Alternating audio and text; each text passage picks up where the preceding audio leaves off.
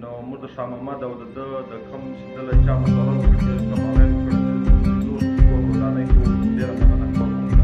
هر چې راسئ وزیر وکاست دی د چای ځای که وګورئ د پراټو ځای که وګوراستئ د ځای د ناستې د ټیبلو د کرسۍ د کافې ښه ویپي ماحول کله چې هم کیفې پر بایپاس باندې خلاص شوي ده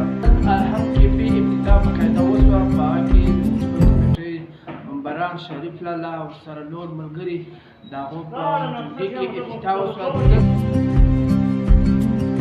الحمد کیفې چې کومه خلاص شوې ده د لې به ډېر ښایسته سهولیت دی د باندې بې طریقه هم بیا دی په ویډیو کې د ښکاره کړي.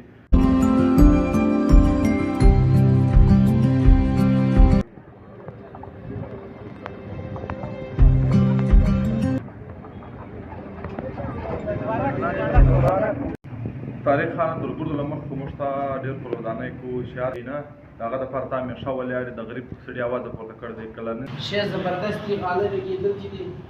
کسټمر دپاره ګر شیان چې دي هغه نوي راغلي دي دا د لې به ډېر ښایسته سهولیت دی د باندې بې طریقه هم بیا دی په ویډیو کې د ښکاره کړي. ښه کوچیانې دي ښه ماحول دی ښه ټیبلان دي او پراټه ناشته هر شی به د دې ملاوي پراټه به دالو والا پراټه به انشاءالله سزاوت به د اول والي